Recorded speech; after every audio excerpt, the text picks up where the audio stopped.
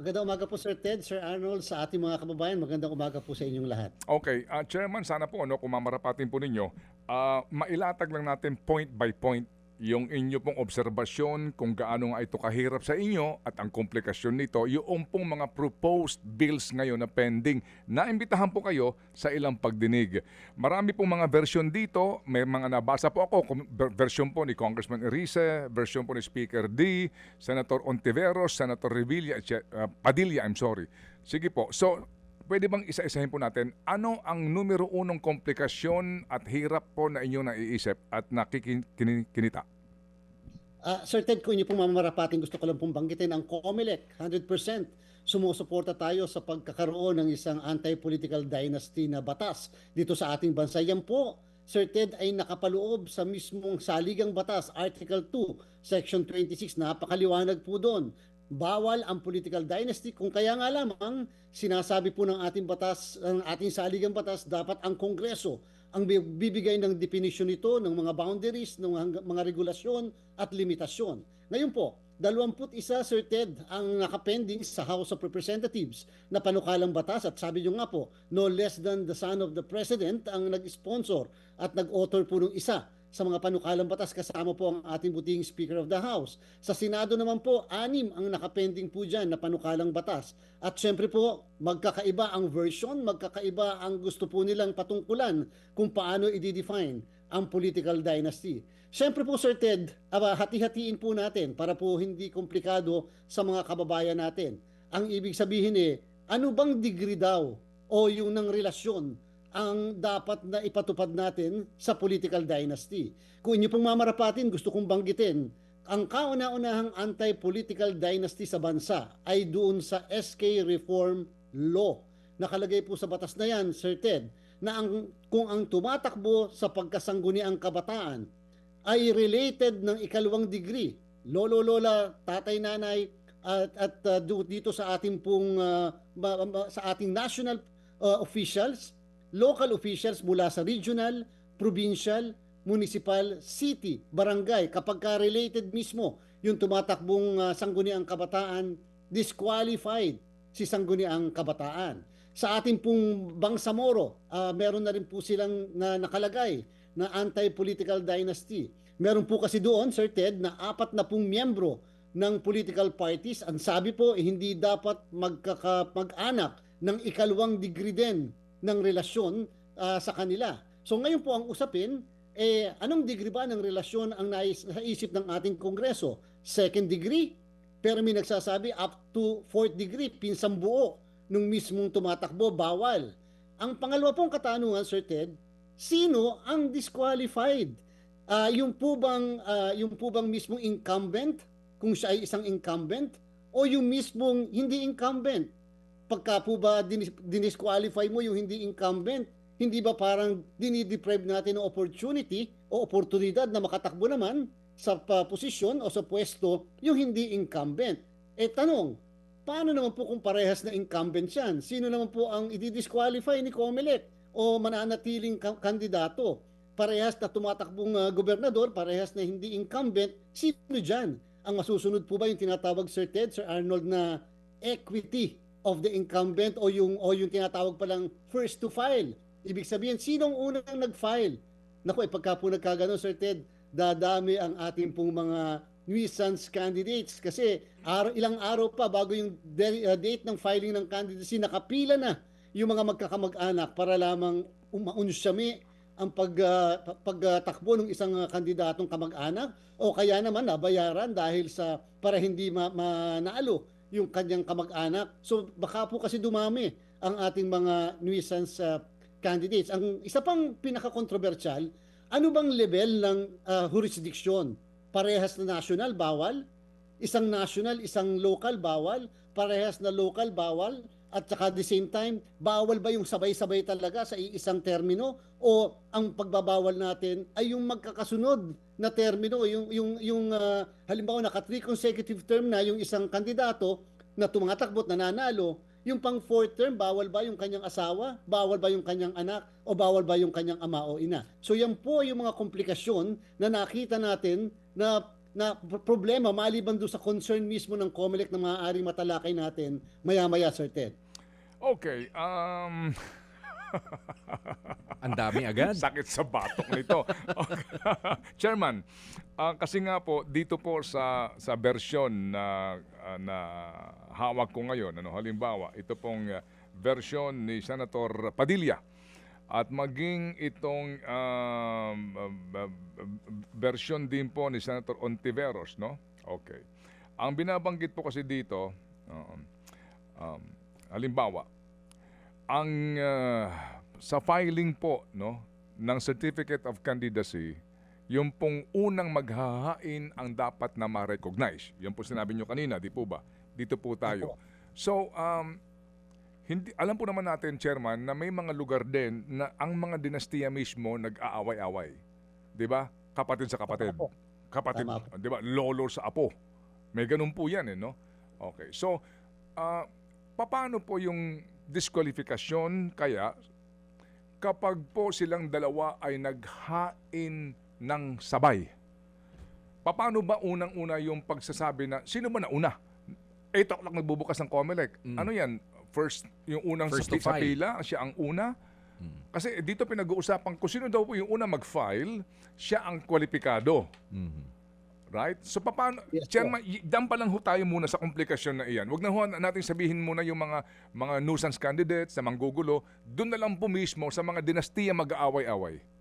Naku, Sir Ted, dyan po administratively napakahirap sa kalagayan ni COMELEC.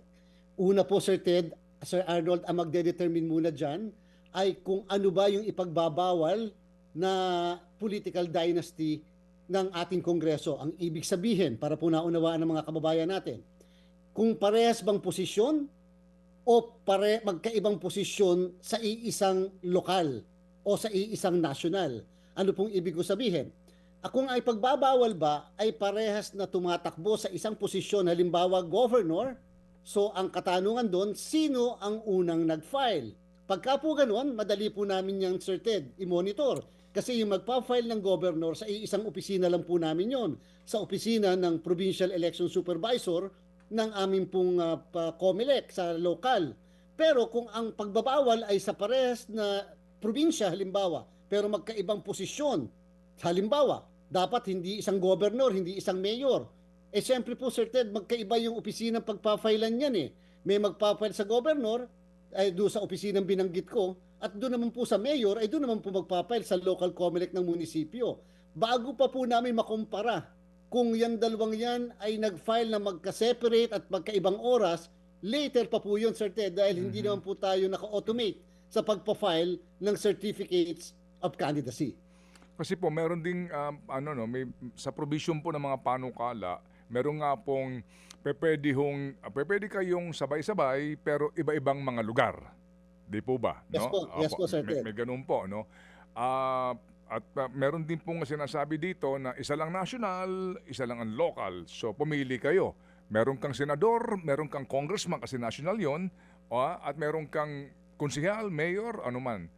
Ang siste nga po doon, paano kung ganun po ang provision? Sinasabi, pwede ho yan, dalawa lang ang pwede. Paano nga yun kung sakasakali po na maghahain sa local, ibang lugar, pero sakop nung second degree or nung fourth degree? Paano po yung usapin ng sino ang qualified, sino ang disqualified? Yung nga po yun. So ito ang aking tinatanong kay Chairman. Doon pa lang po sa isyong yon kung gaano na ito kahirap. Itong sinasagot nga ni Chairman. How do you solve that conundrum kung kayo po ay gagawa na ng IRR nito? Sir Ted, dapat din po maging maliwanag sa lahat, sa lalong-lalo na po sa ating mga kagalang-galang na kongresista at senador, na kakailanganin po namin na base sa ating umiiral na batas, Section 76 ng Omnibus Election Code, at sa ating pong desisyon ng Korte Suprema, Serafica versus COMELEC. Sabi po ng Korte Suprema, ang duty, ang katungkulan ni COMELEC ay purely ministerial. Ibig sabihin, kailangan tanggapin namin ang certificates of candidacy bagamat maaaring alam namin kamag-anak to eh. kapatid to eh. O kaya tatay to eh. Wala po kaming choice kung hindi tanggapin. Hindi po kami pwedeng basta mag-refuse ng candidacy. So maliwanag po yun. Para lang po, baka kasi sabihin alam niyo naman Comelec nag-file na kahapon eh. Yung tatay niya, bakit tinatanggap niyo pa ngayon? Yung sa anak, kaya parehas na posisyon. Hindi pa po kaagad papasok yung aming pag-disqualify o pag-cancel ng kandidatura sapagkat kakailanganin may proseso muna. So, tatanggapin namin ni Comelec yan sa mismong ilang araw ng filing ng candidacy. So, sabi ko po, madali naman namin alamin kung parehas na posisyon.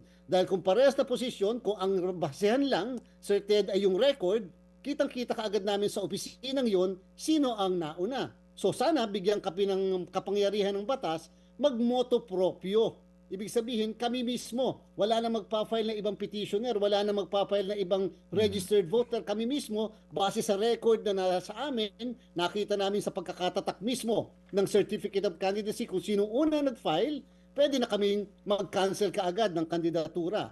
Pero, magkaka-complicate po tayo kahit nabigyan kami ng otoridad kung ang posisyon ay isang national, tapos bawal ang local o isang local, bawal ang national, medyo kakailanganin po namin na tapusin muna ang lahat ng proseso ng pag-filing ng candidacy at mukhang kakailanganin po, Sir Ted, na may mag-file ng isang petition sa Comelec upang si Comelec ay mag-undergo naman kami ng tinatawag na due process upang makapagpaliwanag ang bawat panig. Sino ang dapat na matanggal, sino ang dapat ma-retain ang candidacy.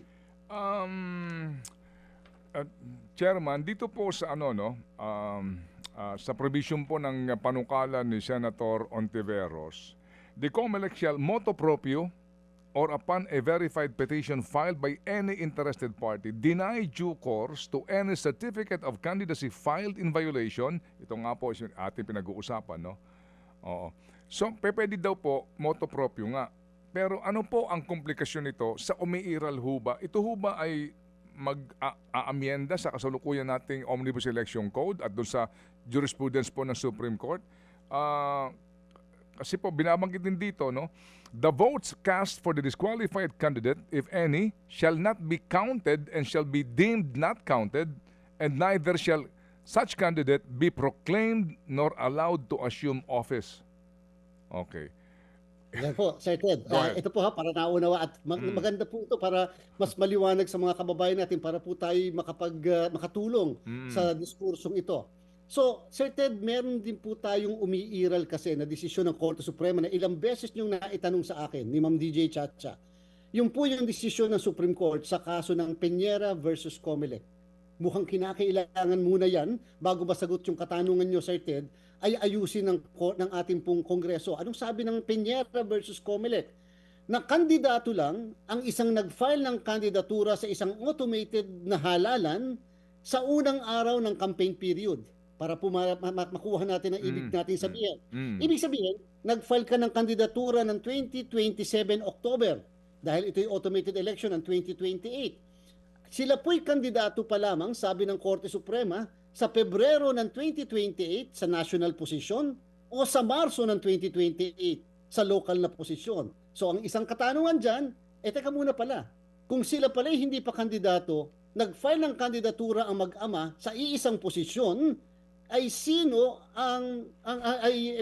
pwede na bang mag-file kaagad? Ang kahit na sino, Comelec man, motu proprio, o yung isang registered voter ng diskwalifikasyon, ganung kandidato pa lang sila sa Pebrero or sa Marso. Kailan pala papasok ang diskwalifikasyon sa pagiging dynas o dynastiya? Sa mismong pag-file pa lang ng kandidatura o kapag ba sila ay nahalal na? O mas komplikado natin ng kaunti, kailan ba nyo i-disqualify? Bago mag-eleksyon, na kandidato pa lang sila?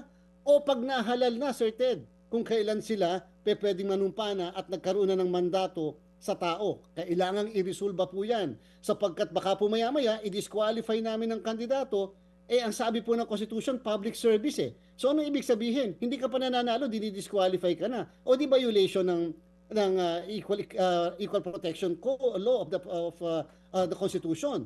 So, dapat ba before or after? At yung isa pang komplikadong katanungan, sabi nyo nga po kanina, medyo gumamit ng magkakaibang salita. disqualification ba ang dapat na i-file o cancellation ng kandidatura? Magkaiba po kasi ang epekto niyan. Ang isang kandidato na pinapa-disqualify, kunyari po siya ay na-disqualify, yan po, Sir Ted, ay hindi pwede pong mapalitan ang disqualified na kandidato. Samantalang ang isang kandidato na kansilado ang kanyang kandidatura, siya po ay hindi pwedeng mapalitan sapagkat siya ay nagsinungaling, sapagkat siya ay nanumpa na isang bagay na napatunayang hindi pala totoo. So nagsinungaling para parusahan, walang palitan. May period din po yung pagpa-file. Yung disqualification, pwedeng i-file anytime, Sir Ted, hanggang kahit araw ng eleksyon tanghali. Yung cancellation, 25 araw lang yan. Bago o pagkatapos mag-file ng candidacy, pwedeng ma-file. Pag hindi na, ay wala na, hindi na papayagang ma-file yung mismong kandidat, yung mismong disqualify o yung cancellation. Ang ibig sabihin po, Sir Ted, kinakailangan maging maliwanag, disqualification ba o kanselasyon? At the same time, before the election ba or after the election? At the same time, dapat baguhin yung probisyon ng ating batas at yung desisyon ng Korte Suprema na nagsasabing kandidato lamang sila pag sa unang araw ng kampanyahan at hindi yung pag-file pa ng candidacy. In other words, Chairman, dapat combo ito. Meron kang anti-dynasty bill plus itong amendment sa kasalukuyan pong omnibus election, itong ating automated election. Yes po, Sir Ted. Yung po yung pino-point out natin sa Senado at sa Kongreso nung tayo po'y dumalo sa pagdinig. Okay. Na hindi po pwedeng political dynasty lang sapagkat komplikado po, Sir Ted, ang ating sitwasyon dahil sure, may butas, magkakaroon ng butas and hindi rin po magiging effective yung political dynasty law na ating pong ipapatupad. Kasi nga po dito pag binasa mo mga kapatid, ang lahat ng bersyon ng panukala, yung IRR nito pauubaya sa COMELEC eh. Yung detalye po, kayo na ang gagawa. Doon pa lang po sa concern na iyo, meron ba ho kayo naiisip na kasi usually po, ang problema, yung IRR sinasabi na mali kasi iba yung intention na mismong batas, no? Doon pa lang po muna. Yes, Sir Ted.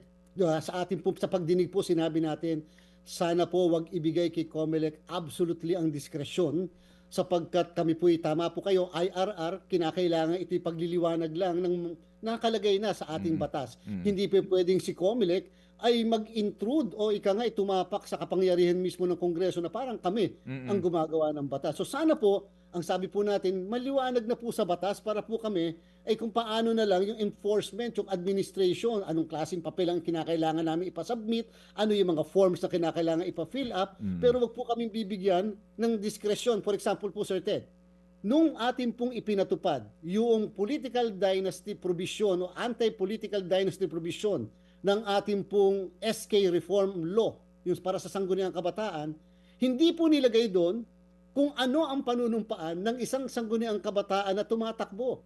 Kami po ang gumawa ng mismong oath na ako'y walang kamag-anak sa isang national position, local position. Sa amin pong palagay, yung mga oath na ganyan, kinakailangan nakalagay na mismo sa batas. Upang si COMELEC hindi mapagbintangan, may tumatapa kayo sa kapangyarihan ng Kongreso. Kasi po dyan po papasok yung nagsinungaling ba.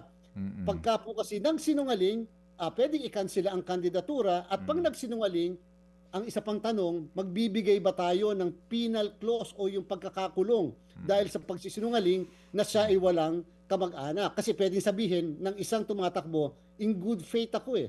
Nung ako ay nag-fill up ng candidacy ko, hindi ko naman alam na tatakbo ang kapatid ko sa national position o sa isang position sa lokal na mababiolate namin ang political dynasty. Kasi nga po din dito sa mga panukalang ito, nakalagay din dito dapat yung kandidato ay manunumpa. Meron siyang oath nga na siya tumatakbo at wala ng iba na nakaupo o kaya po kasamang tumatakbo na paglabag sa anti-political dynasty law. Di po ba, Chairman? Kung nabasa po ninyo, ano po? Yes po, Sir Ted. And yun po yung sinasabi natin, bakit po sa local government code, yung panunumpa mismo ng isang nanalong kandidato sa lokal na posisyon na andoon sa local government code. Hindi po ba, hindi naman masama na si mismong batas, ilagay na natin ano ang panunumpaan nila upang hindi si COMELEC ang maglalagay. Baka po kasi yung mailagay namin na panunumpaan nila ay hindi pala yun ang intensyon ng Kongreso nung ginawa natin yung batas na yan. Opo, at maging question na naman po eventually nga sa hukuman. Well, ang dami ho kasi nga nito, no, baka ubusin pong ating buong magdamag dito kung pag-uusapan natin itong bawat detalye.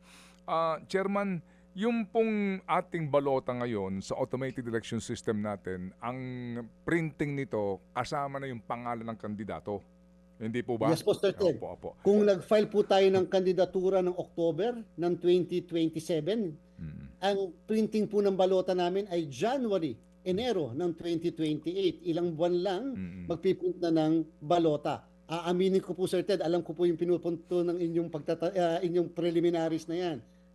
Kaya po ako, nakiusap ako sa Kongreso, kung ito po ipapatupad natin para sa 2028 election, ang sabi namin, ngayon po ay Pebrero na.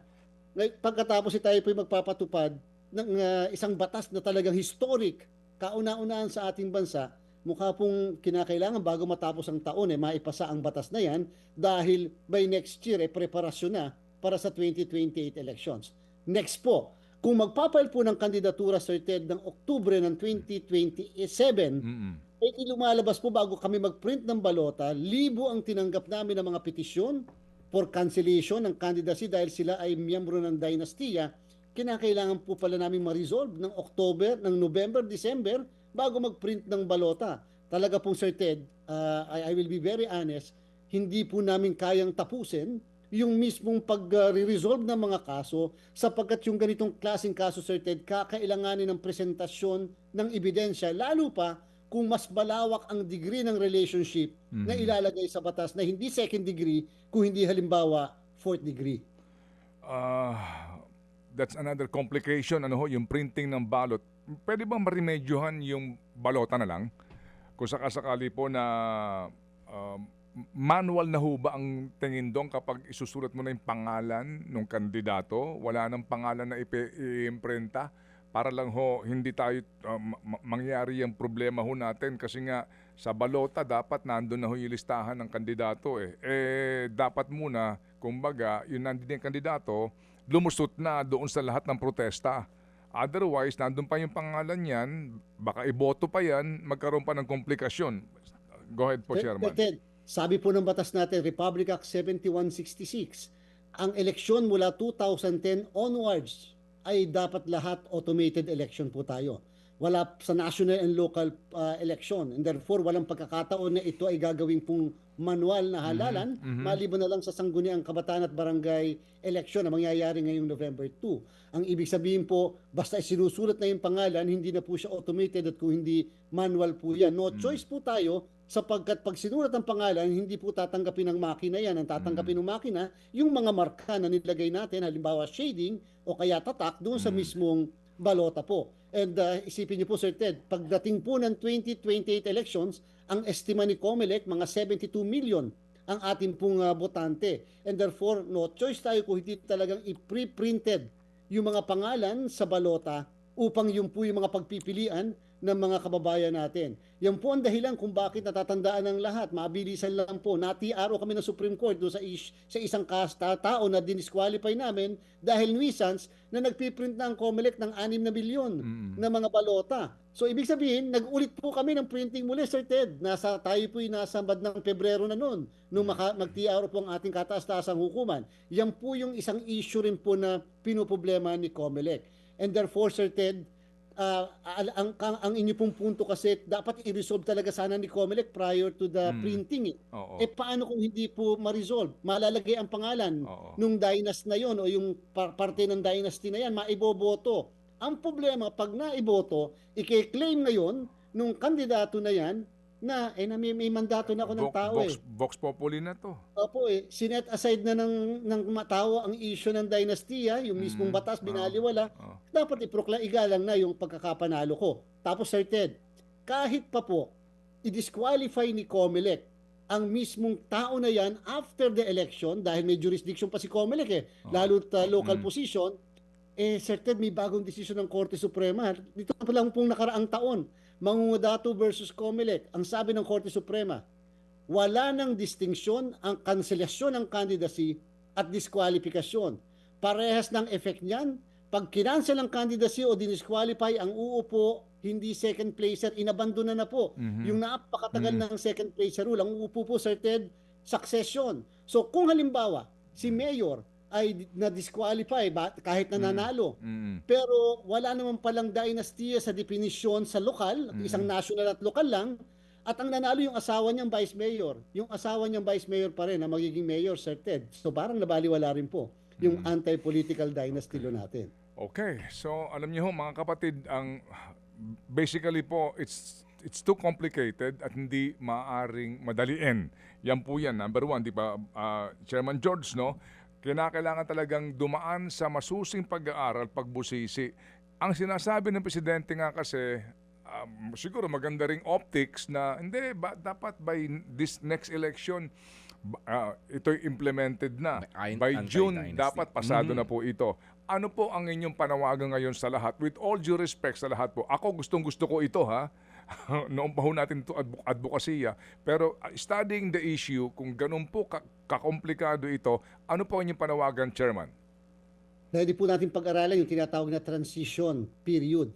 Ibig sabihin, hindi po biglaan, dahan-dahan, at pwede po natin simulan muna sa second degree of relationship. Madaling makita, alam kung sino madi-disqualify, alam kung sinong matitira. At pwede po nating palabasin muna isang territorial jurisdiction at hindi muna natin ikomplika ng may national at local. Ibig sabihin po, pwede po naka-transition tayo. Ang importante, Sir Ted, makapagpasa tayo ng isang batas na nagbabawal ng dinastiya makatapos ang 39 na taon ng ating saligang batas. Nangangahulugan, tayo ay sumusunod sa mandato ng mamamayan na bawal ang dinastiya. Okay, so transition, that's one. And ano po sir, itong usapin po ng dapat may kaakibat itong amyenda sa ating pong automated election system law.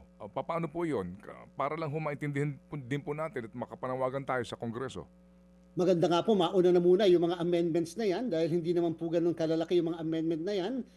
Mabago na kaagad natin para kung sakaling maipasa na natin kahit na latter part of this year, yung anti-political dynasty, handa na po tayo dahil naisusog na natin, naihanda na natin ang tamang daan para po dyan sa pagkakaroon ng isang political dynasty na batas sa ating bansa. Okay, so again, kung ito po ipipilit at ipipilit, kayo na po magbabala ngayon, Chairman. Sa atin naman po medyo na, huwag niyo pong bibigyan ng sobrang kapangyarihan si COMELEC. It should be brief, broad, definite. Upang walang diskresyon si COMELEC sa pagpapatupad po nito, upang hindi maging dahilan na ang aming pang IRR ang matitiaro at madideclare na unconstitutional. Pag po na-declare ang unconstitutional ang aming IRR, hindi rin po maipapatupad yung ating pong napakagandang batas na ganyan. Opo. Magandang case study rito ito ngayon. With all due respect sa mga nakaupo ngayon sa Senado, sino nga ang madi-disqualify? Halimbawa, Mark Villar and Camille. Si Camille kaka-elect lang. Alright? So, re-electionist si Mark. Tama? Tama. Eh kung isa lang, si Senator Raffy, re-electionist. At si Senator Erwin Erwin. ngayon na nakaupo. Si, hindi ko alam, sa Cayetano. Tama? Sa Cayetano siblings. Yeah. Right. So, ang tanong dyan is, kung isa lang sa national, sino disqualified? Ay yung re-electionista. Dapat iklaro po yun sa batas. Ganun po ba yun? Opo, at saka paano po kung ang gagawin po nila isang national at isang local, bawal, ay paano po merong may nasa local at tapos merong national. Sino po sa dalawa ang disqualified? Na parehas namang incumbent. Halimbawa, isang senador, isang mayor. So sino po sa dalawa ang ating pong tatanggalin at hindi pa tatakbuhin? Aha. O kaya po naman kasi ang turing po sa Congress ay national, hindi po ba? It's a national position. Congress, hindi yan local. Yes po, national po siya. Although sa local government code, technically, siya po ay, kahit sa Omnibus Election Code, ang treatment sa kanya ay local. Kaya po sila, ang start ng campaign period sa miyembro ng House of Representatives, Sir Ted, ay 45 araw before the election. Sa national kasi, 70 araw before the election. Okay. Sige po, sa may tanong ko ba, Kahit- Arnold, go ahead. Chairman, kahit ho talagang sumakit ang ulo ko, no, dun sa mga komplikasyon, eto na lang ho ang tanong para sa mga simpleng taong nakikinig ngayon, meron po ba talagang ample time pa? Ano po ang latest month, year na kung maipapasa itong anti-political dynasty law na makakapaghanda ng maalwan ang COMELEC? Basta po maipasa yan before the end of the year, makakapaghanda po kami ng maalwa naman, Sir Arnold. Ang importante mula Enero hanggang bago mag-file ng candidacy, malawakan pong voters education. Hindi po kinakailangan ang mga tatakbo lang, mga nakakaalam. Kinakailangan mga mamamayan, alam din kung bakit at paano at ano ang magkakaroon natin pagka po nag-file ng kandidatura. Dapat po conscious tayo, nasa kaisipan at kalooban natin na kaya pala may political dynasty, ay yun ang kadahilanan, and therefore, aware din tayo na kung makakatakbo yung taong yan, mababiolate ang political dynasty. Ang pinakatama po dito ay malawakang voters education sa mga kababayan natin. Condition precedent po yan. Wala pong successful na batas kung ang tayo-tayo lang po ang nakakaalam at hindi alam ng mga bobotot ng mamamayan. Okay, sige po. Salamat po na maraming, Chairman, at kami po ay kakalampag ulit sa inyo. Kasi po, we sincerely believe na ito pong diskusyon na ito ay kinakailangan pong palawakin pa, palaganapin pa, para po sa kaalaman nating lahat, lalo na po ng mga policy makers natin. Kasi baka na naman po nagmamadali, hindi pinag-aralan, katakot-takot na problema ang lilikhain. Mabuhay ka, Chairman George! Salamat po, Sir Ted. Sir Arnold, mabuhay po kayo. Magandang umaga po. Mga kapatid, brothers and sisters, saan ka pa? Dito na tayo sa totoo. Dito na tayo sa True FM. Mga kapatid, mag-subscribe and follow po kayo sa social media accounts ng True Network PH. Yan po kami, hanapin nyo lang True Network PH, Facebook, Instagram, YouTube, TikTok, and podcast. Mapa Apple or Spotify man yan, mahahanap nyo kami. Lahat ng mga napapanood at napapakinggan nyo po sa programa, nasa social media accounts namin yan. So paano mga kapatid? See you sa social media!